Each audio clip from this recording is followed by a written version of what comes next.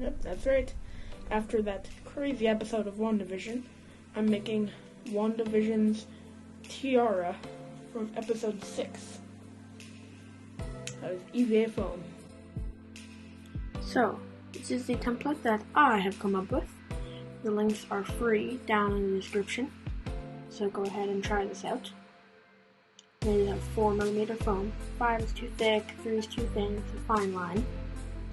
As you can see, I have added registration marks on it, but I did not include them in the final product because of how simple this build really is. Now, as you can see here, I have skipped a little bit. I lost the footage. So I went and added a small strip of 2mm foam to the inside of the forehead.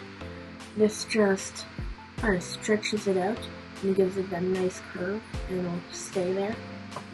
I did not add a template for this support because it's just a standard strip, but inch tall. This is supposed to look like a toy, like a costume. So before I sand, or before I glue, I'm going to Dremel a rotary tool. This is just a standard sanding bit. I'm going to go all over the edges. Just give it a nice, smooth, kind of round look. So, let's do that. You cannot get the edge bits, otherwise there will be a very big, noticeable seam, which is not what you want.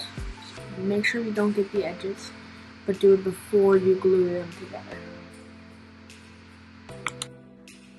I used my rotary tool to sand one side, that side, and it looks a lot cleaner and more like a toy than the other one does, which is exactly what we want.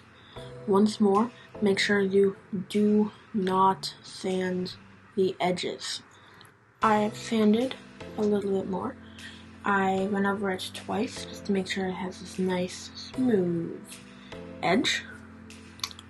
And then we're going to get gluing it together. You could use super glue like I am, though things like contact cement or anything, even really hot glue, that would work just as well. I have glued the two edges together, and I'm going to let it sit roughly 10 minutes to cure. That way, when I use my heat gun, it will not just take it apart. But as you can see, it is way too tiny and deformed to fit my head, so we're going to do some heat forming and fix that. I went in and added another sheet of foam right in the middle. This one I didn't stretch in, but actually stretched out. This way it will not bend in super tight, as like it was before. That did not fit me. Another advantage to having these forms, other than structural support, is that it'll keep it away from your face, rather than having it pressed up against your face at all times. There was one thing I almost forgot to do. I went through and dremeled the back side of it, and this will help it look even more natural and thinner. And since you can be a lot more aggressive here, you can shave 1 to 2 millimeters off. In the show, it looks to be about 2 millimeters thick, but that wouldn't have enough structure. So by about rounding it off 1 millimeter on each side, it'll help it shape and look the right size. After that, we are going to do some Podge.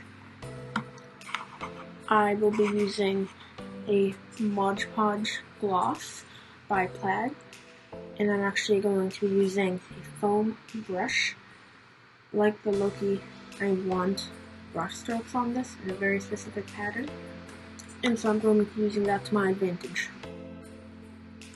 Now, this is very important.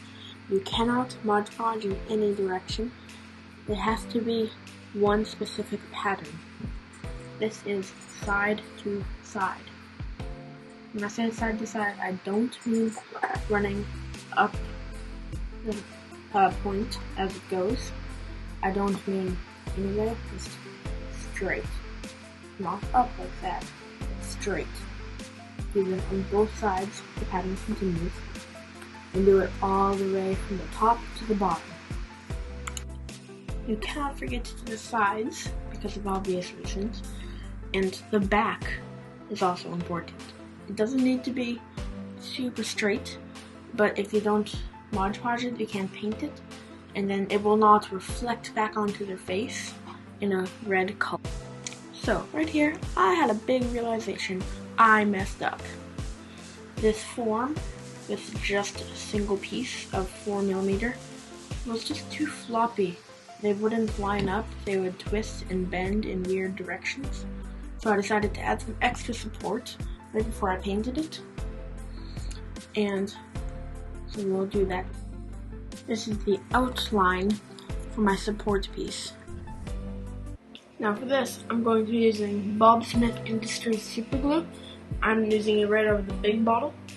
And I have put out a super glue on EVA Foam video already.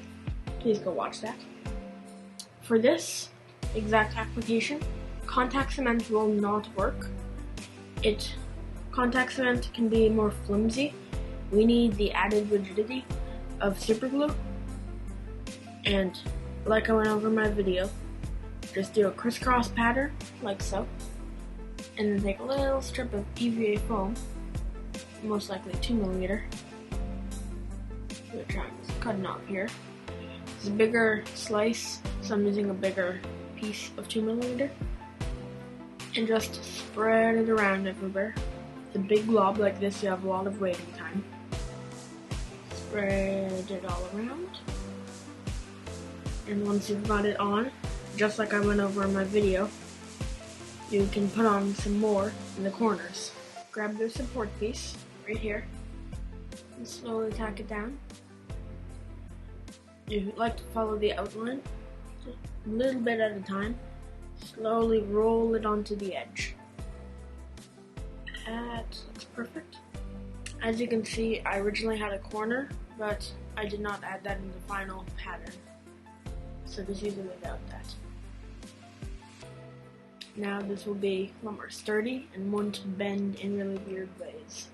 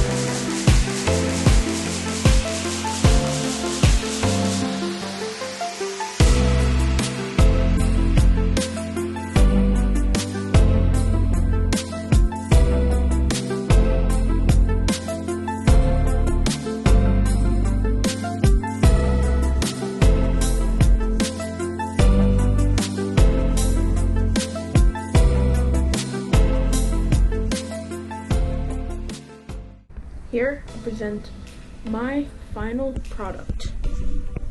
I think it looks okay. The paint color was very good. A couple quick notes. I didn't put too much effort into the backside, and also did not put on another coat of clear coat, but I would recommend you doing it. The other thing is that I kind of messed up on mine. I needed to wait a long time for paint to come, and in that time it sat down like so and just bent and depressed, and gave it this really bad shape. Trying to get it back into shape, I creased it. So, I'll be honest, I didn't make it very good, though I did give you the tools to make it good. I would recommend just using 5mm foam. This 4 didn't hold up very well. And thank you so much for watching. Please subscribe and turn on notifications.